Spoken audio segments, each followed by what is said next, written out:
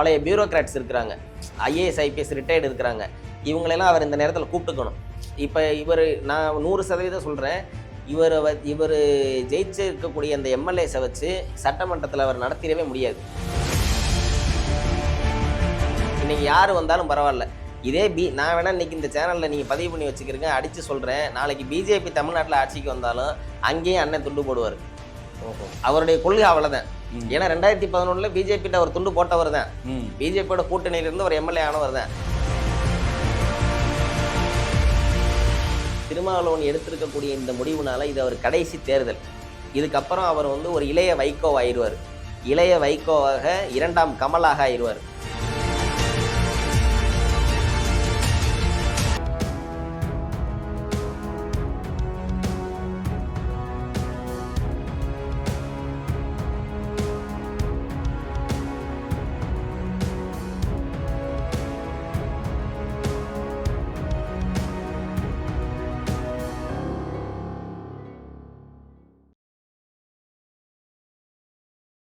உலகம் முழுவதும் பரவி வாழுகிற தாய் தமிழ் உறவுகள் அனைவருக்கும் வணக்கம்.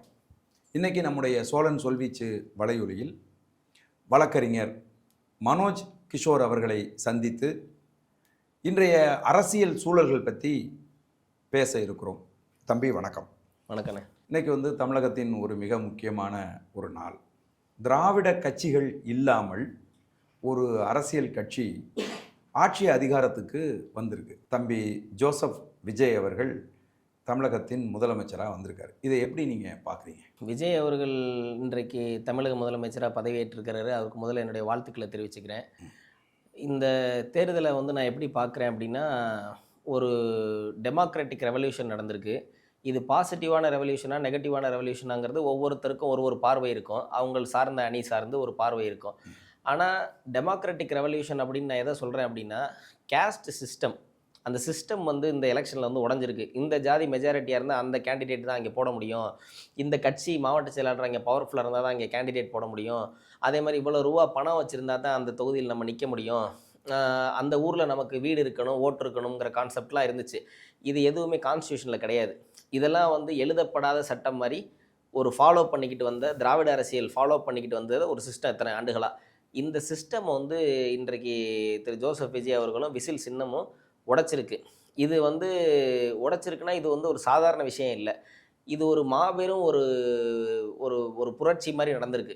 எப்படின்னா, யாருன்னே தெரியாது கேண்டிடேட், சின்னம் மட்டும்தான் தெரியும், விஜய் மட்டும்தான் தெரியும். எல்லாரும் ஓட்டு போட்டிருக்காங்க. என்ன காரணம் அப்படின்னு பார்த்தீங்கன்னா, இதில் 50% ப்ளஸ் இருக்குது, 50% மைனஸ் இருக்குது.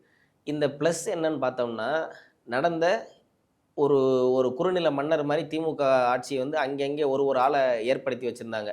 திருவண்ணாமலையா ஏவா வேலு, காட்பாடியா துரைமுருகன், இப்போ ஒவ்வொரு திருப்பத்தூரா பெரிய கருப்பன், இப்படி வச்சுருந்த அந்த சிஸ்டத்தை உடச்சி எரிஞ்சு, இனிமே ஒரு எம்எல்ஏனா ஃபார்ச்சுனர் கார் வச்சுருப்பாரு, பிரேஸ்லெட் போட்டிருப்பாரு, கூட 10 பேர் வருவாங்க, ஒயிட் அண்ட் ஒயிட் போட்டிருப்பாருங்கிற சிஸ்டம் இன்னே இல்லை. கான்ஸ்டியூஷனில் அப்படி சொல்லலை. Anybody can contest. இதுதான் எளிய மக்களுடைய அரசியல், பகுஜன் சமாஜினுடைய அரசியல் இந்த அரசியல் தான். இந்த அரசியலை விஜய் அவர்கள் நடைமுறைப்படுத்திட்டார். இதில் என்ன சிக்கல் அப்படின்னா, விஜய் அவர்கள் போட்ட கேண்டிடேட் எப்படி மக்களுக்கு தெரியாதோ அதே மாதிரி இப்போ ஜெயிச்சிருக்கக்கூடிய அந்த 107 இடத்துல கிட்டத்தட்ட ஒரு 20 எம்எல்ஏவை தவிர மற்ற யாருக்குமே நாலேஜபிளாக எனக்கு தெரியலை. அந்த போஸ்டிங்கை அவங்க ஹோல்டு பண்ணக்கூடிய கேப்பபிலிட்டி அவங்களுக்கு இருக்கா அப்படிங்கிறத நம்ம சிந்திச்சு பார்க்கணும். ஒரு 20-25 பேர் அதில் நல்லா ஒரு கேப்பபிளாக தெரிகிறாங்க. மீதி கேண்டிடேட்ஸை அவர் சரியாக போட்டிருக்கணும், இன்னும் கொஞ்சம் எவாலுவேட் பண்ணியிருக்கணுமோ அப்படிங்கிற ஒரு சந்தேகம் இருக்குது. அதை திரு விஜய் அவர்கள் மறுபடி தன்னுடைய கட்சியை மறுசீரமைப்பு செஞ்சு ஒரு மாவட்ட செயலாளர், ஒரு ஒன்றிய செயலாளர், அந்த கட்சியினுடைய கட்டமைப்பை இனிமே தான் உருவாக்கணும். இப்போ பில்டிங் கட்டிட்டார் விஜய், ஆனால் கீழே பில்லர்ஸ் இல்லை. கட்சி ஜெயிச்சு ஆட்சிக்கு வந்துட்டதுனாலேயே அது ஒரு ஸ்ட்ராங்கான கட்சின்னு நம்ம சொல்லிட முடியாது. என்ன காரணம் அப்படின்னு பார்த்தீங்கன்னா, இப்போ ஆட்சி அமைக்கிறதுக்கு எவ்வளோ கஷ்டப்பட்டாங்க, எத்தனை முறை கவர்னர் ஆஃபீஸ் போயிட்டு வந்தாங்க, எதனால நடந்துச்சு? பொட்டன்ஷியலான பேக்ரவுண்ட் இல்லை அப்படிங்கிறது எவிடென்ட்டாக இப்போ தெரியுது. வழிகாட்டுதல் முறையாக இல்லை. அப்போ சுப்ரீம் கோர்ட்டுக்கு இந்த கேஸை எடுத்துகிட்டு போகணும்னு ஒரு சூழ்நிலை வருது. வரும்போது என்ன சொல்கிறாங்க, திரு ராகுல் காந்தி அவர்கள் காட்டின அட்வொகேட்டை போய் பாருங்கள், அவர் உங்களுக்கு சுப்ரீம் கோர்ட்டில் ஃபைலிங் பண்ணி கொடுப்பாங்கன்னு சொல்கிறாங்க. அப்போ என்ன விஷயம், ஏடிஎம்கேவோ டிஎம்கேவோ சுப்ரீம் கோர்ட் வரை போய் பல வழக்குகளை நடத்தி சுப்ரீம் கோர்ட்டில் பல வழக்கறிஞரோட சீனியர் வழக்கறிஞர் தொடர்பு இருக்கக்கூடிய ஒரு கட்சி. இவர் திடீர்னு வந்த ராகுல் காந்தி ஒருவேளை வந்து கூட்டணியில் சேராமல் இருந்திருந்தா யார்கிட்ட போய் நின்று இருப்பீங்க?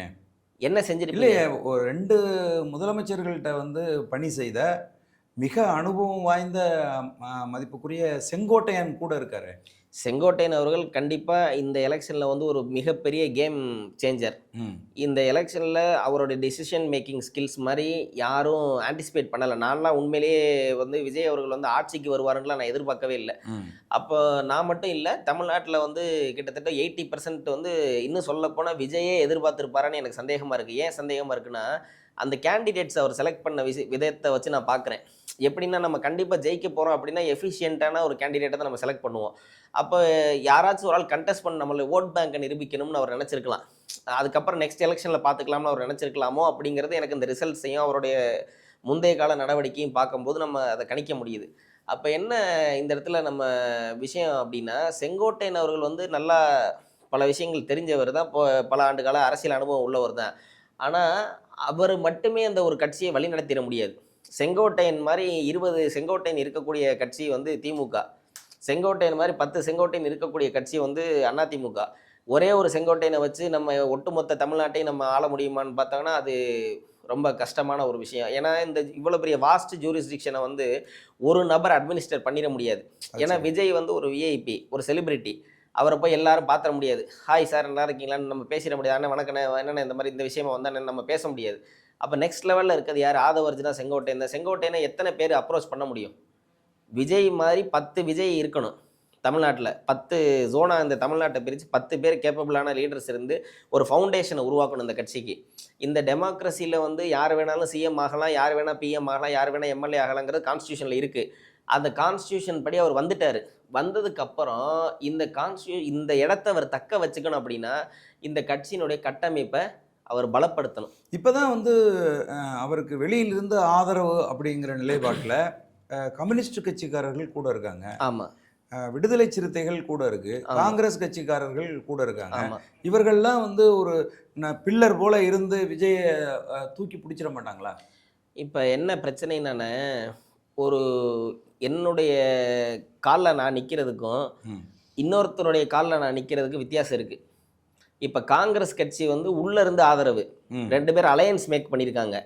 அவங்க வந்து வெல் அண்ட் குட். அது வந்து விஜய் ப்ளே பண்ண ஒரு சூப்பரான ஒரு டெசிஷன். நான் சொல்கிறது என்னென்னா, எல்லாரும் தமிழ்நாடு ஃபுல்லாக சொன்னாங்க விஜய் ஒரு தப்பான ஒரு முடிவு எடுக்கிறாரு, மெஜாரிட்டி வராதப்ப எதுக்காக காங்கிரஸை போய் கூப்பிட்டாரு, ஏடிஎம்கேயோட போயிருக்கலாம்னு சொன்னாங்க.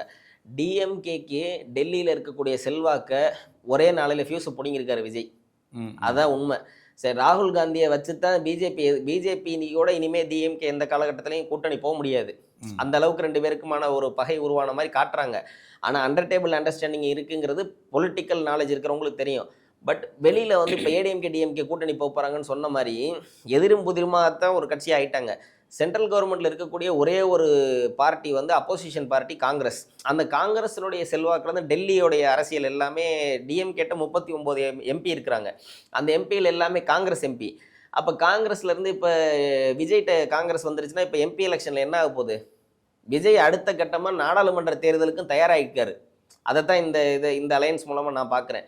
அப்போ கம்யூனிஸ்ட்டும் விடுதலை சிறுத்தைகளும் இந்தியன் முஸ்லீம் லீகும் வெளியிலேருந்து ஆதரவுன்னு சொல்லியிருக்கிறாங்க. அங்கே தான் சிக்கலே.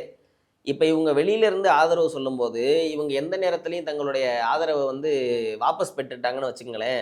ஃப்ளோர் டெஸ்ட் நடக்கும்போதோ இல்லை ஸ்டாலின் அவர்களும் ஒரு விஷயம் சொல்லியிருக்கிறாரு, 6 மாதத்துக்கு நான் டிஸ்டர்ப் பண்ண மாட்டேன் அப்படின்னு சொல்லியிருக்காரு. அப்போ 6 மாதத்துக்கு டிஸ்டர்ப் பண்ண மாட்டேன்னா 6 மாதத்துக்கு அப்புறம் டிஸ்டர்ப் பண்ணுவீங்களான்னு ஒரு கேள்வி வருது. நிச்சயமாக அந்த அந்த அந்த அந்த ஸ்டேட்மெண்ட்டே வந்து ஒரு சிந்திக்க வேண்டிய ஸ்டேட்மெண்ட் இல்லை. அவர் அதில் சில விஷயங்களையும் குறிப்பிட்டிருக்காருல்ல.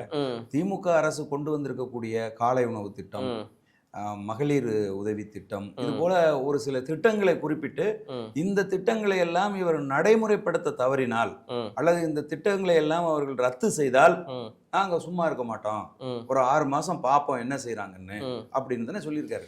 சார், இன்னைக்கு டிஎம்கேவுடைய தேவை என்ன தெரியுமா? இங்க பிரசிடென்ட் ரூல் வரக்கூடாது, கவர்னர் ரூல் வரக்கூடாது. President rule by the governor அது நடக்கக்கூடாதுங்கிறத டிஎம்கேவோட பிரதான தேவை. அதுக்கு பதிலாக விஜய் வந்தாலும் அவங்க ஒத்துழைப்பாங்க, அஜித் வந்தாலும் ஒத்துழைப்பாங்க. என்ன காரணம் அப்படின்னா, பிஜேபியை வந்து தமிழ்நாட்டுக்குள்ளே வரவிடாமல் டிஎம்கே வந்து போராடுதுங்கிறது உண்மை. அவங்களுக்குள்ள சில சமரசங்கள் இருந்தாலும் தமிழ்நாட்டினுடைய மாநில நலனுக்காக திமுக உழைச்ச மாதிரி வேறு எந்த கட்சியும் உழைக்கல. இதை நம்ம அக்செப்ட் பண்ணித்தான் ஆகணும். அந்த நேரத்தில் அதில் பல உதாரணங்கள் நம்ம சொல்லலாம். மொழிக்காக இதாக இருக்கட்டும், இந்தி திணிப்பு போராட்டமாக இருக்கட்டும், பல விஷயங்கள். நாம் தமிழர் கட்சிக்கு கூட முன்னோடி வந்து திமுகன்னு சொல்லலாம். அதாவது கலைஞர் ஒரு காலத்தில் எப்படி பேசினாரோ அதை தான் சீமான் அவர்கள் இன்றைக்கி பேசிக்கிட்டு இருக்காரு. கலைஞருடைய பழைய ஸ்பீச்செலாம் நீங்கள் எடுத்து பார்த்தீங்கன்னா இதே அளவு கொள்கையோடு இருந்தவர். பிற்காலத்தில் அந்த கொள்கை நீர்த்து போய் வாரிசு அரசியலாகி ஜாதி அரசியலாகி ஃபவுண்டேஷனே மாறிடுச்சு. ஆனால் அன்றைக்கு பழைய இதெல்லாம் பார்த்தீங்கன்னா கலைஞர் வந்து அந்த மாதிரியான ஒரு ஆளாக இருந்தவர் தான். இன்னொரு விஷயமும் நான் பதிவு பண்ண விரும்புகிறேன். பழைய கலைஞர் இருந்த திமுக இன்றைக்கி இல்லை. கலைஞர் இருந்த திமுகவே இன்றைக்கி கிடையாது. இன்றைக்கி இருக்கிற திமுக வந்து ஒரு கார்ப்பரேட் கம்பெனி. அந்த மனநிலைக்கு அவங்க போனதுனால தான் இந்த வீழ்ச்சிக்கு காரணம். கொளத்தூர் தொகுதியில் ஸ்டாலின் அவர்கள் தோக்குறாரு. என்ன காரணம்? ஆம்ஸ்ட்ராங்குடைய கொலை தான் காரணம். ஓஹோ. கொளத்தூர் தொகுதியில் இருக்கக்கூடிய வாக்காளர்கள் 50% தலித் மக்கள். சரி. அந்த கொளத்தூர் தொகுதியில் 2011 நடந்த எலெக்ஷனில் அண்ணன் அதிமுகவில் வந்து இவர் சைதை துரைசாமி போட்டிடுறாரு. அதே மாதிரி கொளத்தூர் தொகுதியில் ஸ்டாலின் போட்டிடுறாரு. அதே நேரத்தில் ஆம்ஸ்ட்ராங் அதில் பகுஜன் சமாஜில் யானை சின்னத்தில் போட்டிடுறாரு. 3600 வாக்கு வித்தியாசம் ஸ்டாலின் ஜெயிக்கிறாரு. 4400 ஓட்டு அந்த எலெக்ஷனில் யானை சின்னம் வாங்குது, ஆம்ஸ்ட்ராங் வாங்குறாரு. அப்போ அந்த எலெக்ஷன் வந்து உங்களுக்கு ஞாபகம் இருக்கும்னு நினைக்கிறேன். இழுபறியாகி கடைசி நிமிஷம் வரைக்கும் வந்து ஜெயலலிதா அவர்கள்லாம் தலையிட்டு அந்த எலெக்ஷனில் ஸ்டாலின் ஜெயிச்சதாக அறிவிக்கப்பட்டுச்சு. சரி. அப்போது அறிவிக்கப்பட்டுச்சுன்னா அதை நீங்கள் புரிஞ்சுக்கணும். அப்போ அந்த அளவுக்கு சூழ்நிலை நடக்கும்போது நம்மளுடைய தோல்விக்கு இவ்வளோ தூரம் இந்த ஆம்ஸ்ட்ராங் காரணமாயிட்டானே, இவன் யாருன்னே தெரியல, இவன் ஒரு தனி கட்சியை கொண்டு வந்து நம்மளை இவ்வளோ தூரம் போட்டு பார்த்துட்டானேங்கிற ஒரு வெஞ்சன்ஸு. அப்போ சேகர்பாபு அவர்களுடைய மகளுடைய காதல் பிரச்சனை வருது. அப்போ வந்ததுக்கப்புறம் என்ன செய்கிறாங்க, இந்த ஆம்ஸ்ட்ராங்கை நம்ம தீர்த்து கட்டி ஆகணும். ஒரு தலித் லீடரை, தலித் மக்கள் அதிகம் இருக்கக்கூடிய தொகுதியில் இந்த மக்களை படிக்க சொன்ன ஒரு தலைவர்கிட்ட வந்து அந்த தலைவரை கொலை பண்ணிவிட்டு நீ அதே தொகுதியில் போய் நீங்கள் வேட்பாளரை நீங்கள் நாமினேட் பண்ணுவீங்க, நீங்கள் சிஎம் ஆவீங்க, நாங்கள் பார்த்துக்கிட்டு இருப்போமா? இப்போ நீங்கள் என்ன சொல்ல வர்றீங்க? ஆம்ஸ்ட்ராங் அவர்களை படுகொலை செய்தது மு.க. ஸ்டாலின் அவர்கள்னு சொல்ல வரீங்களா? மு.க. ஸ்டாலினுடைய நேரடியாகவோ அல்லது மறைமுகமாகவோ அவருடைய நாலேஜ் இல்லாமல் ஆம்ஸ்ட்ராங் அவர்களுடைய கொலை நடக்கலை. ஓஹோ. திமுக இது படுபயங்கரமான குற்றச்சாட்டு அப்படிங்கிறது உங்களுக்கு தெரியலையா? நல்லா தெரிஞ்சுதான் சொல்றேன். அதனுடைய இம்பாக்ட்ங்கிறது தெரிஞ்சுதான் சொல்றேன். 100% டிஎம்கேனுடைய இன்வால்மெண்ட் இல்லாம அண்ணன் ஆம்ஸ்ட்ராங் அவருடைய கொலை நடக்கல. ஏன்னா இதே போன்ற கொலையை வந்து பழனி பாபா அவர்களை வந்து கொலை பண்ணது இதே திமுக அரசாங்கம் தான். இதே மாதிரி சென்னையில் ஃபஸ்ட்டு ஆரிய சங்கரன் அப்படின்னு சொல்லக்கூடிய ஒரு தலித் ஆக்டிவிஸ்ட், அவர் தான் முதல்ல இந்த தலித் மக்களுக்கு அம்பேத்கரை காமிச்சவர். இப்படி தான் அம்பேத்கர்னா இவர் தான், நமக்குன்னு ஒரு அரசியல் இருக்குது அப்படின்னு சொல்லி தந்தவர் அந்த ஆரிய சங்கரன். அவரை கொலை பண்ணது இதே திமுக அரசாங்கம் நடக்கும்போது தான். அப்போ டிஎம்கே வந்து இந்த வாட்டி தோத்தது வந்து என்ன மெயின் ரீசன் தெரியுமா? தலித் மக்களுடைய ஓட்டு திமுகட்ட இல்லை. 29% வந்து திரு விஜய் அவர்களுக்கு தலித் மக்கள் வாக்களிச்சிருக்கிறாங்க. எந்த அடிப்படையில் வாக்களிச்சிருக்கிறாங்க? ஆம்ஸ்ட்ராங்குடைய கொலை தொடர்ச்சியாக பார்க்குறாங்க. எல்லா தலித் மக்களில் யாருமே வளரக்கூடாது. நாங்கள் என்ன சொல்கிறோம்னா, திருமாவளவன் அவர்களை போன்ற ஒரு தலைவரை நீங்கள் வளர்த்து வச்சுருக்கிறீங்க. அவர் நீங்கள் வான்னு சொன்னால் வருவார், போன்னு சொன்னால் போவார். அந்த மாதிரி தலைவர் எங்களுக்கு வேண்டாம். எங்களுக்கு இண்டிபெண்டன்ட் லீடர் வேணும்னு நாங்கள் எதிர்பார்க்குறோம். இல்லையே, இப்போ நீங்கள் திருமாவளவன் அவர்கள் வந்து இன்னைக்கு விஜய் தனிப்பெரும்பான்மையாக வந்த உடனே திமுகவை தூக்கி வீசிட்டு விஜய் கூட போயிட்டாரு. இல்லை, இப்போவும் இந்த இடத்துல திருமாவளவன் மீது 1000 குறைகள் குற்றங்கள் இருந்தாலும், சொந்த சமூகத்துக்கு அவர் 1000 துரோகங்கள் செய்திருந்தாலும், இந்த டெசிஷன் வந்து ஒரு நல்ல டெசிஷன் தான். ஏன் அப்படின்னா அவருக்கு அலையன்ஸில் போல, அவர் வந்து வெளியிலேருந்து தான் ஆதரவு சொல்லியிருக்கிறாரு.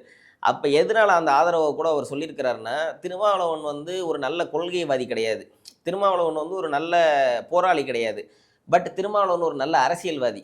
நீங்கள் அவர் கடந்து வந்த பாதையை பார்த்தீங்கன்னா, அவர் எடுத்த டெசிஷன்ஸை பார்த்தீங்கன்னா, பொலிட்டிக்கலி ஒரு நல்ல டெசிஷன் மேக்கிங் ஸ்கில்ஸ்லாம் உள்ள நபர் தான். அப்போ அவர் என்ன இந்த இடத்துல அவர் வந்து ஒரே கல்லில் 2 மாங்காய் அடிக்கணும்னு ஆசைப்படுறாரு. இந்த டெசிஷனில் 2 மாங்காய் கூட இல்லை, 3 மாங்காய் அடிக்கணும்னு ஆசைப்படுறாரு. என்ன அப்படின்னு பார்த்தீங்கன்னா, திமுகவிட்டையும் தன்னுடைய ரிலேஷன்ஷிப்பை கெடுத்துக்க கூடாது. திமுக கூட்டணியில் நம்ம இருந்துக்குருவோம். அதே மாதிரி வந்து டிவிகேல வந்து 29% தலித் மக்கள் ஓட்டு போட்டாங்க. நம்ம கூடாரம் காலி ஆயிடுச்சு. திமுக நினச்சிக்கிட்டு இருந்தது விசிகா கிட்ட தலித் ஓட்டு இருக்குன்னு நினச்சி நம்பிக்கிட்டே திருமாவளவனை வச்சு நம்பிக்கிட்டு இருந்தாங்க.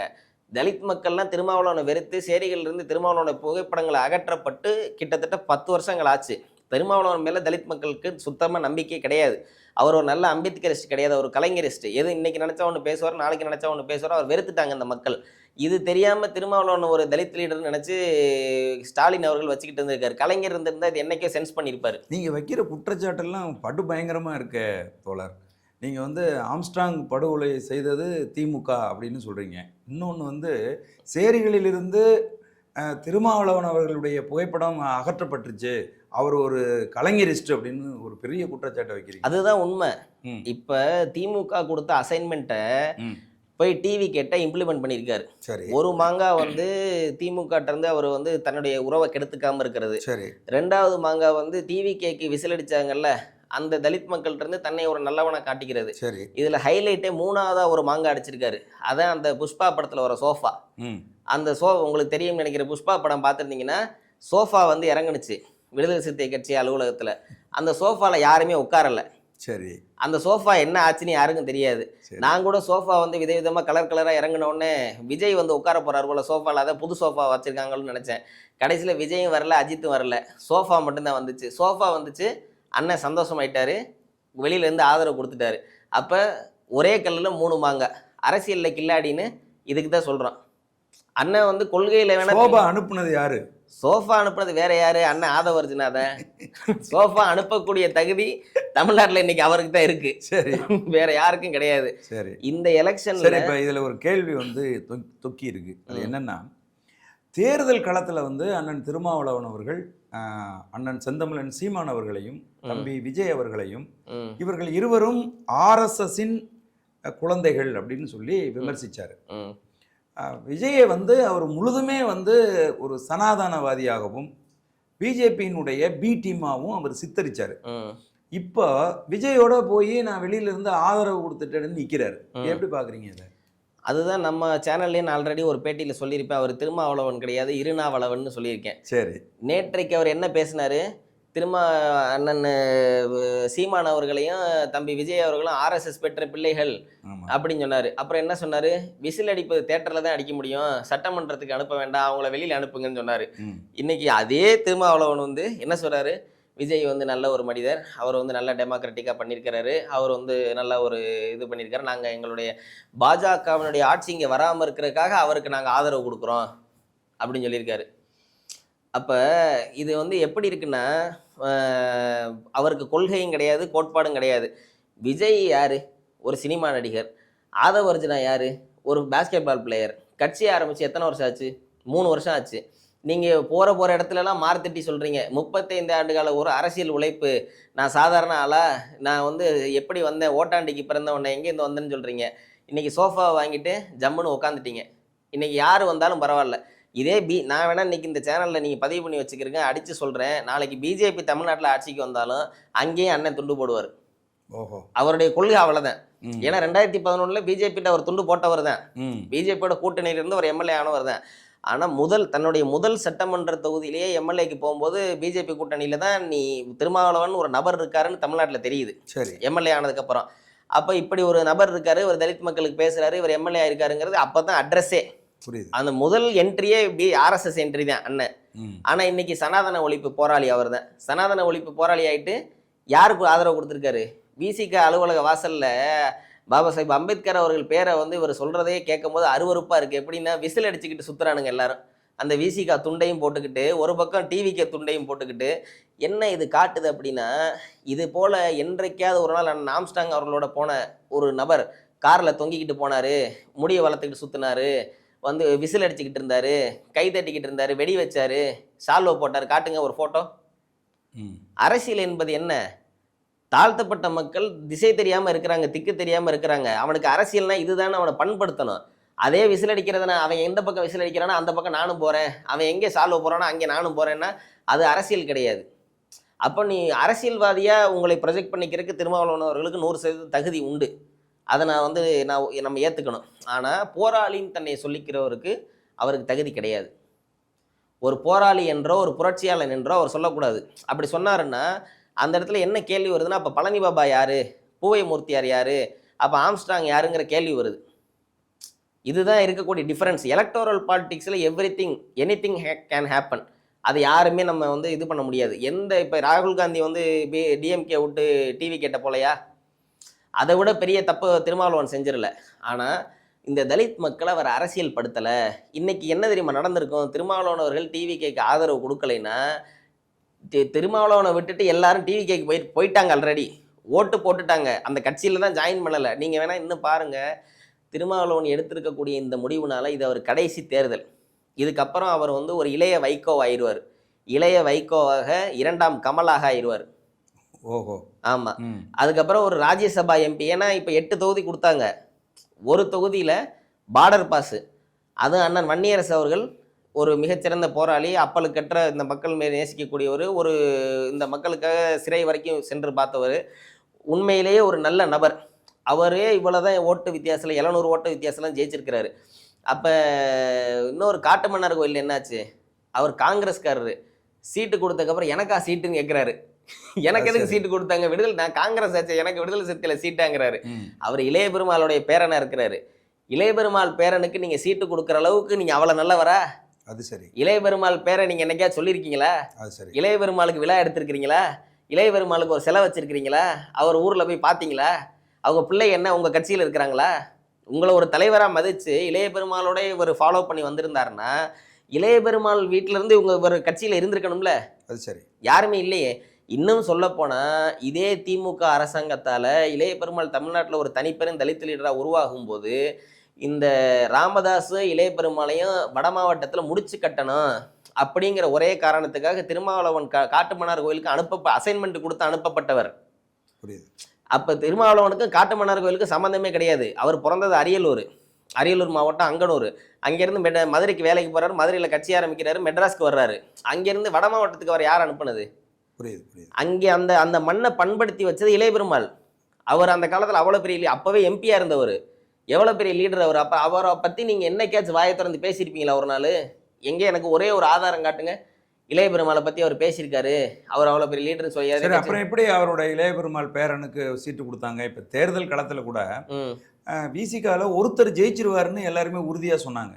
அது வந்து இளைய பெருமாள் பேரன் வந்து ஜெயிச்சிருவாரு, அந்த பகுதியில் இருக்கக்கூடிய மக்கள் இளைய பெருமாளுக்காக அவர் ஓட்டு போடுவாங்க அப்படின்னு சொன்னாங்க. கரெக்ட். இதை குறி வச்சு தான் அப்போ அவருக்கு சீட்டு கொடுத்தாங்க. கரெக்ட். அதை தான் நானும் சொல்கிறேன். இளைய பெருமாளுக்காக போட்ட ஓட்டு தான் ஜோதிமணி ஜெயிச்சது. திருமாவளவனுக்காக போட்ட ஓட்டு இல்லை. அந்த ஓட்டு விடுதலை சிறுத்தைகளுக்காக போட்ட ஓட்டு இல்லை. நீ ஒரு பகுதியில் தலித் மக்கள் வாழ்கிறாங்கன்னா அந்த பகுதியில் இருக்கக்கூடிய மக்களை வந்து அரசியல் படுத்திட்டோம்னா அவை மற்றவனுக்கு ஓட்டு போட மாட்டான். கடலூர் மாவட்டத்தில் டிவிக்கு எத்தனை இடத்துல ஜெயிச்சிருக்கு? கம்மி. அங்கே ஏன் காரணம்? அங்கே இருக்கக்கூடிய தலித் மக்கள் பண்படுத்தப்பட்டிருக்கிறாங்க, அதுதான் காரணம். அப்போ ஏன் திருமாவளவன் அவர்களால் அதை செய்ய முடியல தமிழ்நாடு ஃபுல்லாங்கிறது தான் எங்களுடைய கேள்வி. இப்போ ஆம்ஸ்ட்ராங் என்ன சொல்கிறாருன்னா, உனக்கு ஒரு தனி வீடு இருக்குது, அந்த வீடை கட்டு, அந்த வீட்டில் நீ இருன்னு சொல்கிறாரு. இவர் திருமாவளவன் சொல்லக்கூடிய அரசியல் என்னென்னா, நம்ம எந்த வீடு அடுத்த வீடு நல்லா இருக்கோ அந்த வீட்டில் வாடகைக்கு இருந்துக்கிடுவோம், அந்த வீடு முடிஞ்சதுக்கப்புறம் அடுத்த வீட்டுக்கு போயிடுவோம், அடுத்து இன்னொருத்த நல்ல வீடு கட்டினா அந்த வீட்டுக்கு உணவு வீடு எங்கேன்னு கடைசியில் ஒரு கேள்வி வருதுல்ல. அடுத்த தலைமுறைக்கு நீ என்ன சொல்ல போகிற, உன்னுடைய அரசியல் என்ன? இப்படியே வந்து இன்றைக்கி விஜய் கட்சி ஆரம்பிப்பார், அவருக்கு ஓட்டு போட்டு அவரை சிஎம்மாக்குவோம், நாளைக்கு வந்து அஜித் கட்சி ஆரம்பிப்பார், அவருக்கு ஓட்டு போட்டு அவரை சிஎம்மாக்குவோம். இந்த கான்ஸ்டியூஷனில் டெமோக்ரஸிங்கிற கான்செப்ட் எதுக்காக உருவாக்கப்பட்டுச்சு? எனக்கு எதனால் இந்த ஆதங்கம் அப்படி திருமாவளவன் மேலே அவர்கள் மேலே என்ன ஆதங்கம்னு பார்த்தீங்கன்னா, அவருக்கும் எனக்கு ஒன்றும் சொத்து பிரச்சனை கிடையாது, நாங்கள் ஒன்றும் பொண்ணு கொடுத்து பொண்ணு எடுக்கலை, எந்த சிக்கலும் கிடையாது. என்ன பிரச்சனைனா, அம்பேத்கர் அவர்கள் சாகும்போது கடைசியாக ஒரு விஷயம் சொல்லிட்டு போனார். என்ன அப்படின்னா, படித்த மக்களுக்கு எஜுகேஷனில் ரிசர்வேஷன் நான் ஏற்படுத்தி கொடுத்துட்டேன், வேலைக்கு செல்லக்கூடிய மக்களுக்கு எம்ப்ளாய்மெண்ட் ரிசர்வேஷன் ஏற்படுத்தி கொடுத்துட்டேன், ஆனால் படிக்காத பாமர மக்களுக்கு என்னால் எதுவும் செய்ய முடியாமல் நான் கண்ணீர் விட்டு கஷ்டப்பட்டு செத்து போகிறேன். அவனுங்களுக்காக உருவாக்கப்பட்ட வச்ச ஒரே ஒரு விஷயம் இந்த ரிசர்வ்டு தொகுதி. இந்த தொகுதியிலேருந்து பொலிட்டிக்கல் பவருக்கு வந்துட்டு இந்த மக்களை எப்படியா லிஃப்ட் பண்ணிடுங்கன்னு சொன்னார். இதை சொல்லி கஷ்டப்பட்டு இறந்து போனார் சொல்லும் போது இந்த விஷயத்தை. இந்த தலித் மக்களுடைய ரிசர்வ்டு தொகுதியிலிருந்து அந்த அதிகாரத்தை பெற்று இன்னும் சரியாக இருக்குல்ல சார், 72 வருஷம் ஆச்சு சார் சுதந்திரம் கிடச்சி, தண்ணி இல்லாமல் இருக்கான் சார், பட்டா இல்லாமல் இருக்கான் சார். என்ன காரணம்? பொலிட்டிக்கல் அவேர்னஸே கிடையாது. இப்போ நான் படிச்சுட்டேன், எனக்கு எஜுகேஷன் லிபரேஷன் கிடச்சிருச்சு, எனக்கு இப்போ காசு பணம் வந்துருச்சு, எக்கனாமிக் லிபரேஷன் கிடச்சிருச்சு, எனக்கு அரசியல் தேவையில்லை, நான் எந்த கட்சிக்கு வேணாலும் ஓட்டு போடுவேன். கல்வி பொருளாதாரம் கிடைஞ்சதுக்கப்புறம் எனக்கு அரசியல் தேவையில்லை. அரசியல் தலித் அரசியலுங்கிறது என்னது? ஏழை எளிய மக்களுக்கு உண்டானது. படிக்காத மக்கள், பாமர மக்கள், சேரியில் இருக்கிற மக்கள், பிளம்பர், எலக்ட்ரீஷியன், கார்பெண்டர், இப்படி இருக்கக்கூடிய சகோதரருக்கு உள்ளது. அந்த அரசியல்ல இவர் இவ்வளவு விளையாடுறாரே அப்படிங்கிற வருத்தம் தான். அதுதான். அது இனிமே இவர் விளையாண்டுட்டு போயிடுவாரு. இவர் இந்த 25 ஆண்டு காலம் அந்த மக்களை ஏமாத்திட்டு போயிடுவாரு. இனிமே பிஜேபி எந்த அளவுக்கு வந்துட்டான், கான்ஸ்டியூஷனையே அமெண்ட் பண்றக்கூடிய ஸ்டேஜுக்கு வந்துட்டான். ரிசர்வ் தொகுதியை குறைச்சிருவாங்க இன்னும் கொஞ்சம் நாளையில. ஆமா. எஜுகேஷன் கோட்டா கிடையாதுன்னு சொல்லுவானுங்க, எம்ப்ளாய்மெண்ட் கோட்டா கிடையாதுன்னு சொல்லுவானுங்க. இந்த மக்கள், இந்த சேரியில் இருக்க மக்கள் எங்கே போவான்? புரியுது புரியுது. அது அப்படியே இருந்துருவான் சார் கடைசியில. கரெக்ட். நீங்க இப்ப காரைக்குடியில இருந்து வர்றீங்க, ம். நீங்க யாருக்கு ஓட்டு போட்டீங்க? யாருக்கு ஓட்டு போட்டோம்ங்கிறது நம்ம வந்து பொது வெளியில சொல்லக்கூடாது. சரி விடுங்க. ஆமா, விடுங்க. அதுல பல காரைக்குடியில- முரண்கள் வரும். ஆமா, காரைக்குடியில வந்து தேர்தல் களத்துல ம். இருந்த சூழல்கள் எப்படி இருந்தது? எல்லா ஊடகங்களும் அண்ணன் செந்தமிழன் சீமான் அவர்கள் வெற்றி பெறுவாங்கன்னு சொன்னாங்க. ம், அனைத்து ஊடகங்களும் அதை உறுதியா வந்து சொன்னிச்சு. ம். ஒரு இடத்துல நாதாக்கா வெற்றி பெறும் அப்படின்னு. ஆமா ஆமா ஆமா. ஆனால் சீமான் அவர்கள் தோல்வி அடைஞ்சிருக்காங்க. என்ன காரணம் நினைக்கிறீங்க? நீங்க என்ன எப்படி நினைக்கிறீங்க? அதாவது அண்ணன் சீமான் அவர்கள் பேசின அரசியலைத்தான் விஜய் இன்னைக்கு பேசி ஜெயிச்சிருக்கிறாரு. ம். என்ன அரசியல்னா இன்க்ளூசிவ் பாலிடிக்ஸ். எல்லாரும் வரணும், இப்போ வந்து சாதியை கடந்து எல்லாரும் தமிழனா வரணும்னு சொன்னார். இவர் வந்து ஜாதி மதங்கள்லாம் வேண்டாம், இது அதை மொழியும் வேண்டாம்னு சொல்லிட்டாரு. சொல்லிட்டு எல்லாமே ரசிகரா வாங்கன்னு சொல்லிட்டு விஜய் அதை விட இன்னும் கொஞ்சம் ஒரு ஸ்டெப் மேலே போயிட்டாரு. திராவிட அரசியல் வந்து இப்போ பிராமண வெறுப்பை பேசினாங்க. ஆனால் தமிழராக நம்ம எல்லாரும் ஒன்றா இருப்போங்கிற ஒரு தத்துவத்தை வந்து திரு சீமான் அவர்கள் பேசினார். 2 விஷயம் வந்து தவறாக போணுச்சு. தமிழக அளவில் வந்து தவறாக போன ஒரு விஷயம் என்னென்னா, இந்த பிராமண கடப்பாறையை எடுத்து நான் வந்து இது மாதிரி திராவிட கோட்டையை நான் உடைப்பேன்னு சொல்லி பேசினது. அந்த இடத்துல ஒரு சின்ன சிக்கல். அதை வந்து பெரியாரிஸ்டுகள் ரசிக்கலை. அதே போல் வந்து முற்போக்கு சக்தியாக இருக்கக்கூடிய ஜனநாயக சக்திகள் வந்து அதை பெரியாரிஸ்டுகள் தமிழ்நாட்டில் இருக்காங்களா? 100% இருக்காங்க.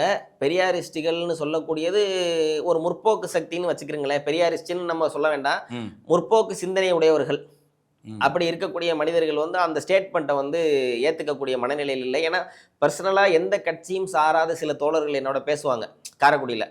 அவங்க எல்லாருமே சொல்லி வருத்தப்பட்டது, என்ன சீமான் இப்படி பேசிட்டார், எதுக்கு அவர் போய் பெரியாரை போய் பேசுகிறார்? பெரியார் இல்லைன்னா நான் தலித் மக்கள், நான் சொல்கிறது மெயினாக அந்த மக்கள் என்ன சொன்னாங்கன்னா, இப்படி ஏன் தோழர் பேசுகிறாரு, அவர் அண்ணன் நல்லா தான் இருந்தார், ஏன் இப்படி பேசிட்டாரு பெரியாரை பற்றி, இப்படி பேசியிருக்க கூடாதுங்கிற மாதிரி ஒரு ஸ்டேட்மெண்ட் எல்லாரும் மனசுலேயே வருத்தம். சரி.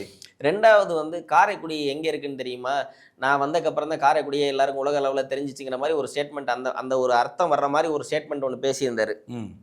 அந்த ஸ்டேட்மெண்ட் வந்து காரைக்குடி ஃபுல்லாக டிவிக்கு வந்து அதை வச்சு ஒரு எடிட் பண்ணி அழகப்பா பல்கலைக்கழகம், ராமநாதன் செட்டியார் மண்டபம், இப்படி Rani Meyyammai school, Chettinad health city, இப்படி எல்லா விஷயத்தையும் அதில் ஒரு எடிட் மாதிரி பண்ணுறாங்க. மெய்யப்ப செட்டியார். மெய்யப்ப செட்டியார். ஏன்னா காரைக்குடி வந்து யுனெஸ்கோவால் அங்கீகரிக்கப்பட்ட ஊர். ம்.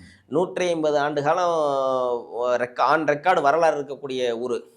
காரைக்குடி நகரத்தார்னு சொல்லக்கூடிய இந்த செட்டியார்கள் வீடை பார்க்கறதுக்கு மாதம் ஒரு 10,000 பேர் டூரிஸ்ட்டு இன்க்ளூடிங் ஃபாரினர்ஸ் வந்துட்டு போகிறாங்க. இன்டர்நேஷ்னல் ஸ்டாண்டர்டுக்கு வந்துருச்சு கர்நாடகாத்தான்லாம் இன்னைக்கு. புரியுது. தி பார்க் ஹோட்டல் வந்து அங்கே வந்து ஒரு பிரான்ச் தொடங்கியிருக்கான். அப்போ அந்த அளவுக்கான இன்னும் சொல்லப்போனால் திருவள்ளூர் மாவட்டம், ஸ்ரீபெரும்புதூர் மாவட்டம், கரூர், கோயம்புத்தூர், திருப்பூர், இந்த 5மே மாவட்டம். இந்த 5 மாவட்டத்துக்கு ஈக்குவலாக பணப்புழக்கம் இருக்கக்கூடிய 6வது தாலுக்கா காரைக்குடி. ரெவன்யூ இருக்கக்கூடிய ஊர். ம். ஏன் அப்படின்னா டிசைடிங் ஃபேக்டர் அந்த காலத்தில் இந்த நகரத்தாருடைய ஒரு இன்ஃப்ளூயன்ஸ் இருக்கக்கூடிய ஊர். அப்போ இன்னும் சொல்லப்போனால் அம்மையார் ஜெயலலிதா அவர்கள் வந்து எம்ஜிஆர் அவர்கள் இறந்ததுக்கு பின்னாடி ஒரு மாபெரும் சிக்கலாகி அந்த நேரத்தில் அவங்களால அந்த இம்மாரல் ரிலேஷன்ஷிப்னால அவங்களால திருப்பி அந்த கட்சிக்குள்ளே என்டர் ஆக முடியலை. அந்த நேரத்தில் அவங்கள பாதுகாத்து மீண்டும் அவங்கள அனுப்பினது வந்து திரு ஆர்.எம். வீரப்பன். அவர் வந்து காரைக்குடி நகரத்தார். அப்போ வந்து இந்தளவு காரைக்குடிக்கு வரலாறு இருக்குது. ஜெயலலிதாங்கிற ஒரு அம்மையாரே இருந்திருக்க மாட்டாங்க ஆர்.எம். வீரப்பன் அவர்கள் இல்லையா, இது உலக அறிஞ்ச வரலாறு. அப்போ இந்த அளவுக்குலாம் இருந்திருக்கும் போது இதை வந்து கொஞ்சம் கூட ஆனால் சீமான் அவர்கள் கன்சிடர் பண்ணாமல் அந்த ஸ்டேட்மெண்ட்டை பேசிட்டார்.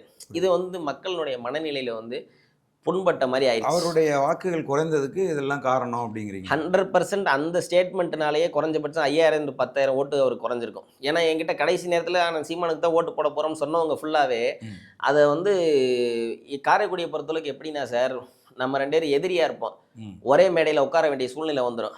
பார்த்தோன்னே நான் உங்களை பார்த்து அண்ணன் நல்லா இருக்கீங்களான்னு கேட்டேன், தம்பி நல்லா இருக்கீங்களா நீங்கள் கேட்பீங்க. இதுதான் காரைக்குடி. அங்கே ரவுடிசம் கிடையாது, வெட்டுக்குத்து கிடையாது, வந்து பெரிய அளவில் ஒரு கேங்ஸ்டர்னு சொல்லக்கூடிய ஆள்லாம் யாரும் இல்லை. ஓரளவுக்கு காவல்துறை கட்டுப்பாட்டில் இருக்கக்கூடிய ஒரு எல்லாமே இந்த நகரத்தார் இருக்கிறதுனால இருக்கக்கூடிய ஒரு மரியாதை இல்லாமல் பேசினா ஏற்றுக்க மாட்டாங்க. அது மாதிரியான ஊர்.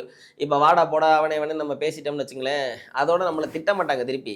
ஐசோலேட் பண்ணிடுவாங்க சொசைட்டிலேருந்து. டெலிட் பண்ணிடுவாங்க. ஒரு முக்கியமான இடத்துக்கு கூப்பிட மாட்டாங்க. ம். ஒரு ஃபங்க்ஷன், ஒரு விருந்து, ஒரு காது குத்துனா, அப்பா இவன் வந்தா ஏதாவது தேவையில்ல பிரச்சனை பண்ணுவான்ப்பா, இவன் எதுக்குப்பா நமக்கு, அந்த மாதிரி நினைக்கக்கூடிய ஒரு ஊர், சாஃப்டாக போகக்கூடிய ஊர். அங்கே வந்து இந்த அதிரடியாக அண்ணன் பேசினோடனே எல்லாருக்கும் ஒரு பயம் வந்துருச்சு. ஒரு பக்கம் ஒரு பயம் வந்துருச்சு. பிரபு அவர்களுடைய வெற்றிக்கும் சீமான் அவர்களுடைய தோல்விக்கும் ஒரே ஒரு காரணம் தான். தன்னைய வந்து ஒரு ஸ்ட்ராங்கான ஒரு ஆளா அண்ணன் சீமான் அவர்கள் எஸ்டாப்ளிஷ் பண்ணிட்டாரு சைக்கலாஜிக்கலாக. பிரபு வந்து உண்மையிலேயே ஒரு ஸ்ட்ராங்கான பேக்ரவுண்ட் இருந்தாலும் தன்னை ஒரு சாஃப்டான பர்சனை ப்ரொஜெக்ட் பண்ணிட்டார் வெளியில். அவர் அதிகமாக பேசலை, செயலில் காமிச்சிட்டு அப்படியே மூவ் பண்ணிக்கிட்டு அப்படியே போய்கிட்டே இருந்தார். மக்கள் என்ன எதிர்பார்த்தாங்க, ஒரு படித்த மனிதர் வேணும். இன்னொரு விஷயம், காங்கிரஸினுடைய ஒரு வாரிசு அரசியல்னு சொல்லக்கூடிய அந்த நெப்போட்டிசம், ப. சிதம்பரம் அவர்களுடைய கண்ட்ரோலில் தான் காரைக்குடி தொகுதி எப்போவுமே இருக்கணும் அப்படின்னு நினச்சி தன்னுடைய பினாமிகளை மட்டும் எம்எல்ஏ ஆக்கிக்கிட்டு தான் மட்டுமே ஒரு குறுநில மன்னர் மாதிரி இருந்துக்கிட்டு என்ன வேணால் நம்ம பேசலாம். சமீபத்தில் ஈரானுக்கும் இஸ்ரேலுக்கும் போர் நடக்குது. ஆயத்துல்லா கொமேனி அவர்கள் அதில் வீரமரணம் அடைகிறாரு. அப்போது ஒரு இஸ்லாமிய சமூகத்தை பொறுத்தளவுக்கு ஒரு வீரமரணம் அடைகிறவர் வந்து மார்க்கத்துக்காக வீரமரணம் அடைகிறவர் வந்து சொர்க்கத்துக்கு போனதாக அவங்க நம்புகிறாங்க. அப்போ அப்படிப்பட்ட ஒரு நபரை போய் கார்த்தி சிதம்பரம் அவர்கள் என்ன சொல்கிறாரு, வந்து ஈரானில் எல்லாம் நல்ல ஆட்சி கிடையாது, இதெல்லாம் ஒரு ஆட்சியா, ஈரானுக்குலாம் நான் வக்காலத்து வாங்க முடியாது, ஆயத்துல்லா கொமேனி செத்தது சரிதாங்கிற மாதிரி ஒரு ஸ்டேட்மெண்ட் சொல்கிறாரு. அது காரைக்குடி முழுவதும் பரபரப்பாகி இஸ்லாமியர்கள் ஓட்டு சுத்தமாக போச்சு. ஓஹோ. அப்போ என்ன ஆகி போச்சு, இந்த ஓட்டு ஃபுல்லாக பிரபுவுக்கு கிடச்சிருது. சரி. அப்போ அவர் என்ன ஈஸி வின் ஆயிரு, 50,000 ஓட்டு லீடிங்கில் வர்றதுங்கிற சாதாரண விஷயம். சிட்டிங் எம்எல்ஏவை எதிர்த்து 50,000 ஓட்டு லீடிங்கில் வர்றாரு. புரியுது. அப்போ காரைக்குடி தொகுதியில் இவ்வளோ இன்ஃப்ளூயன்சஸ் இருந்தும் அதை ஃபுல்லாக பிரேக் த்ரூ ஆகி வர்றாருன்னா என்ன முக்கியமான காரணம்னா பேசாமல் இருந்தது தான். புரியுது. அதிகமாக பேசாமல் செயல்பாட்டில் காமிச்சார் அழகா. நீட்டாக எல்லா இடத்துக்கும் வருவார், யார் போனாலும் மரியாதையை பேசுவார். அதே மாதிரி அவர் இந்த ஜாதி வெறியான குடும்பம்லாம் நிறைய பேர் சொல்லியிருந்தாங்க. அந்த மாதிரியான பேக்ரவுண்ட்லாம் அவங்க வீட்டில் வந்து இல்லை. அவங்க அப்பா துரை கருணாநிதி அவர்கள் எனக்கு பர்சனலாக ரொம்ப நல்லா தெரிஞ்சவர். நான் வந்து ஒரு தலித் ஆக்டிவிஸ்ட்டு, அம்பேத்கரிஸ்ட்டுங்கிறது அவருக்கு ரொம்ப நல்லா தெரியும். அப்படி இருந்தாலும் அவர் வீட்டுக்கு போகும்போது அவங்க மனைவி பிரபு அவருடைய அம்மா தான் எனக்கு வந்து எடுத்து வந்து சாப்பாடு எல்லாம் கொடுப்பாங்க, செய்வாங்க. வீட்டில் 1000 வேலையாள் இருப்பாங்க, 2-3 வேலையாள் இருந்தாலும் அவங்க அம்மா தான் கொண்டு வந்து கொடுப்பாங்க. அவங்க உட்கார இடத்துல உட்கார வைப்பாங்க, ரொம்ப மரியாதையாக பேசுவாங்க. அவங்க அப்பாவே என்கிட்ட சொன்ன வார்த்தை என்னென்னா, நீ எங்கள் ஊருக்கு வாங்க தம்பி, உங்கள் சமுதாயம் எங்கள் சமுதாயம், நாங்கள் அந்த மாதிரி பிரித்து பார்க்கக்கூடிய ஆள் இல்லை. எனக்கு அம்மா மாதிரி இருந்து உங்கள் சமுதாயத்தில் இருந்தவங்க தான் இருந்து என்னை வளர்த்து, நான் அவங்கள்ட்ட தான் வந்து சாப்பாடு சாப்பிட்டு வளர்ந்தேன். நான் ஊருக்கு கூட்டி போய் காமிச்சேன்னு ரொம்ப வாட்டி சொல்லியிருக்காரு. ஆனால் நம்ம இருக்கக்கூடிய அந்த ஷெடியூலில் அந்த ஊருக்கு நான் இதுவரை போனதில்லை. ஆனால் அவர் சொல்லுவார், இந்த விஷயம்லாம் சொல்லுவார். மேற்கொண்டு என்னென்னா, ஒரு ஜாதி வெறி பின்புலம் இருக்கிறவன் வந்து இன்டர்காஸ்ட் மேரேஜுக்கு ஒத்துக்க மாட்டாங்க எப்போவுமே. இது ஒரு லாஜிக். பிரபு இன்டர்காஸ்ட் மேரேஜ், பிரபுவும் இன்டர்காஸ்ட் மேரேஜ் தான். அவங்க தம்பி ஒருத்தர் இருக்காரு, அவரும் இன்டர்காஸ்ட் மேரேஜ் தான் பண்ணியிருக்காரு. இந்த வெளியில ப்ரொஜெக்ட் ஆகிற அளவுக்கு அவங்க ஃபேமிலி வந்து அந்த ஒரு ஜாதி வெறியான குடும்பம்லாம் நம்ம சொல்ல முடியாது. அப்படி இருக்கக்கூடிய ஒரு சம்பந்தம். சொல்ல போனால் காங்கிரஸில் இருக்கிறனால காங்கிரஸில் இருக்கக்கூடிய செல்வ பிறந்தை கூட இவங்க அப்பாவுக்கு ரொம்ப நெருக்கமான ஒரு நபர் பல ஆண்டுகளாக. அப்போ ஜாதி பார்த்து பழகக்கூடிய ஊர். ஃபஸ்ட்டு காரைக்குடியில் அந்த கான்செப்டே கிடையாது. காரைக்குடி எப்படின்னா ஒரு வளர்ந்த கிராமம் மாதிரி. இப்போ நான் சென்னைக்கு வந்துட்டோம், எக்ஸ்பிரஸ் அவென்யூக்கு போகணும், ஃபீனிக்ஸ் மாலுக்கு போகணும், 5000 ரூபா இருந்தால் போயிட்டு வரலாம், எந்த சட்டையும் வாங்கிட்டு வரலாம். இவனை என்ன ஜாதின்னு கேட்டால் ரெஸ்டாரண்ட்டில் உள்ள விட்றானுங்க, ஹோட்டலில் உள்ள விட்றானுங்க, இப்போ ட்ரெஸ்ஸு அதெல்லாம் கிடையாது. இதே போல் காரைக்குடியில் வந்து கல்வியை பார்ப்பாங்க, பொருளாதாரத்தை பார்ப்பாங்க, தகுதியை பார்க்கக்கூடிய எல்லாரும் மனசுலையும் அது இருக்கும். ஆனால் ஜாதியை பார்க்க மாட்டாங்க பெரும்பாலும். ஏன்னா டிஸ்கிரிமினேஷன் அங்கே கிடையாது. நகரத்தார் சமூகம் தான் அங்கே காரைக்குடியை கைட் பண்ணக்கூடிய மெயின் இது. நகரத்தாரில் யாருமே அந்த ஜாதியை ஏற்றத்தாழ்வு பார்த்து டிஸ்கிரிமினேஷன் பண்ண மாட்டாங்க. எல்லாம் பெரிய கோடீஸ்வரனாக தான் கூட சிம்பிளாக நடந்து தான் வருவாங்க. அந்த மாதிரியான ஒரு ஊர். அந்த பண்பாடு வந்து பிரபு அவர்களுக்கு நல்ல ஒரு படித்த ஒரு நபர் அதை கரெக்டாக பயன்படுத்தி கரெக்டாக ஒரு நல்ல இடத்துக்கு வந்திருக்காரு. அதுதான் இப்போ முதல் அறிவிப்பிலேயே அவருக்கு வந்து அமைச்சர் பதவியை வந்து விஜய் அவர்கள் கொடுத்துருக்காங்க. ஆமாம் ஆமாம். விஜயினுடைய இந்த அரசு எவ்வளோ நாளைக்கு நீடிக்கும், எப்படி இருக்கும்னு நினைக்கிறீங்க? அதான் விஜய் அவர்கள் வந்து இந்த கட்சியை ஸ்ட்ராங் பண்ணாமல் விட்டுட்டார்னா இது ரொம்ப சிரமமாயிரும். இந்த சூழ்நிலையை வந்து பெர்மனண்ட்டாக இருக்காது. ஏன்னா டிஎம்கே வந்து ஒரு சாதாரண கட்சி கிடையாது. அரசியலில் வந்து பழந்தின்னு கொட்டை போட்டதுன்னு சொல்லுவாங்க ஒரு வார்த்தை. அது வந்து தமிழ்நாட்டில் திமுகவுக்கு தான் பொருந்தும், வேறு எந்த கட்சிக்கும் பொருந்தாது. அந்தளவுக்கு திமுகவில் இருக்கக்கூடிய ஒவ்வொரு நபருமே வந்து எஃபிஷியண்ட்டாக இருப்பாங்க, கான்ஸ்டியூஷனல் நாலேஜ் இருக்கும் எல்லாருமே. இப்போ கலைஞர் எப்படி இந்த கட்சியை வளர்த்தாருன்னா, எல்லா மாவட்ட செயலாளரும் ஒரு காலத்தில் லாயர்ஸை வச்சு மாவட்ட செயலாளராக்கி அதாவது இந்தியன் இண்டிபெண்டன்ஸ் கிடைக்குதுல்ல, 1952 ஃபஸ்ட்டு எலெக்ஷன் நடந்து அந்த பதவியேற்கு அமைச்சரவைக்கு உள்ளே போகிறாங்கல்ல, அவங்கள 70% அட்வொகேட்ஸ். ஏன்னா அந்த நம்ம இந்தியா வந்து டெமோக்ராட்டிக் கண்ட்ரி, கான்ஸ்டியூஷனல் நாலேஜ் இல்லாமல் நம்ம வந்து பார்லிமெண்ட்லேயோ அசம்பிளிலேயோ எதுவுமே பண்ண முடியாது. பட் விஜய் அந்த இடத்துல தவற விட்டுருக்காரு. மெயினான இடத்துல தவற விட்டுருக்காரு. அவருடைய லீகல் விங்கை வந்து அவர் ஸ்ட்ராங் பண்ணலை அப்படின்னா, அவர் வந்து டெமோக்ராட்டிக் இப்போ ஒரு நல்ல விஷயம் என்னென்னா, பழைய பியூரோக்ராட்ஸ் இருக்கிறாங்க, ஐஏஎஸ் ஐபிஎஸ் ரிட்டையர்டு இருக்கிறாங்க, இவங்களெல்லாம் அவர் இந்த நேரத்தில் கூப்பிட்டுக்கணும். இப்போ நான் 100% சொல்கிறேன், இவர் ஜெயிச்சிருக்கக்கூடிய அந்த எம்எல்ஏஸை வச்சு சட்டமன்றத்தில் அவர் நடத்திடவே முடியாது. அவங்களுடைய நாலேஜ் வந்து ரொம்ப அதுக்கு சம்மந்தம். இனிமே தான் பல பேர் அதில் கூகுள் மேப் போட்டு தான் செக்ரட்டேரியட்டுக்கு வழி தேடி வருவாங்க. அரசியலில் இருந்தவங்க கிடையாது யாருமே. திடுதிப்புன்னு வந்துட்டீங்க, சந்தோஷம். எம்எல்ஏக்கு வந்து பெரிய அளவில் ஒரு அதிகாரம் இல்லை, கையெழுத்து போடக்கூடிய அதிகாரம் தான் இருக்குது. அது எங்கே கையெழுத்து போடணும்னு சொல்லக்கூடிய இடத்துக்கு அதிகாரிகள் ஆல்ரெடி இருக்கிறாங்க, இந்த சிஸ்டத்தில் ஆல்ரெடி இருக்கிறாங்க. ஆனால் அந்த அதிகாரிகள் எல்லாருமே திமுகவோட ஆளாக தான் இருப்பாங்க, இல்லைன்னா அண்ணா திமுக ஆளாக இருப்பாங்க. அப்போ வந்து நேரடியாக வாங்க விஜய், உங்கள் கட்சிக்கு நாங்கள் சப்போர்ட் பண்ணி தரோம், உங்களுக்கு வேலை செஞ்சு தரோம்லாம் யாரும் பண்ண, மனசில் அந்த பயாஸ் இருக்கும். காவல்துறையே கட்சி பயாஸ், சாதி பயாஸ் இருக்கும். காவல்துறை அதிகாரிகள்கிட்ட வந்து ஒரு சின்ன ஒரு தாட் இருக்கும், என்ன சமூகம்னு பார்ப்பாங்க, எந்த கட்சின்னு பார்ப்பாங்க, இதை பார்த்து நமக்கு ஒரு வேலையை செஞ்சு கொடுப்பாங்க. இது போல் உயர்நிலை அதிகாரிகள்கிட்ட அது இன்னும் அதிகமாக இருக்கும். அப்போ எடுத்தோடனே வாங்க டிவி கேட்க உடனே ஆட்சியில் உட்கார வச்சிருவோம்னு பண்ண மாட்டேன். ஏன்னா அவங்க மனநிலை எப்படி இருக்கும்னா, நாளைக்கு இந்த ஆட்சி டிசால்வ் ஆகி திருப்பி டிஎம்கே வந்து நம்ம பதில் சொல்ல முடியாது, நம்மளை டிரான்ஸ்ஃபர் பண்ணிடுவாங்க, நாளைக்கு 5 வருஷம் கழித்து திமுக வந்தால் கூட என்ன செய்கிறது அப்படிங்கிற தாட் அவங்களுக்கு இருக்கும். அப்போ இவர் விஜய் என்ன செய்யணும்னா, ஸ்ட்ராங்கான லீகல் விங் ஒவ்வொரு டிஸ்ட்ரிக்ட்லேயும் அவர் ரெடி பண்ணணும். இப்போ 100 பிபி வந்து ரிசைன் பண்ணிட்டாங்க, பப்ளிக் ப்ராசிக்யூட்டர்ஸ் வந்து திமுகலேருந்து ரிசைன் பண்ணிட்டாங்க. அந்த இடத்துக்கு யாரை போட போகிறீங்க? அது சரி, அட்வொகேட்ஸே அவர்கிட்ட வந்து அந்தளவுக்கு எஃபிஷியண்ட்டான ஒரு சீனியர் கவுன்சில்னு சொல்லக்கூடிய அட்வொகேட்ஸோ, இல்லை வந்து ஒரு மாவட்டத்தில் வந்து நல்லா ஒரு அவுட்ஸ்டாண்டிங் எமினன்ட் ப்ராக்டிஸ் இருக்கக்கூடிய அட்வொகேட்ஸோ அவர்கிட்ட இல்லை. விஜய்கிட்ட முக்கியமான இடத்துல கோட்டை விட்டுருக்காரு. அதே மாதிரி பழைய அதிகாரிகளை ஒரு தொடர்பு கொண்டு இவர் வந்து அவங்களை ஏதாவது ஒரு வகையில் அந்த கட்சியினுடைய ஒரு பின்புலமாக வச்சு இவர் பண்ணாருன்னா தான் இவர் வந்து சஸ்டெயின் ஆக முடியும். இல்லைன்னா மிகப்பெரிய குழப்பமும் கூச்சலும் வந்து வேடிக்கையும் ஆயிரும், ஏற்பட்டுரும். ஆமாம், பொறுத்திருந்து பார்ப்போம். ஆமாம், எங்களுடைய அரங்கத்துக்கு வந்து உங்களுடைய கருத்துக்களை எல்லாம் மிக அழகாக பதிவு செஞ்சீங்க. மிக்க மகிழ்ச்சி. நன்றி. வணக்கம். வணக்கம்.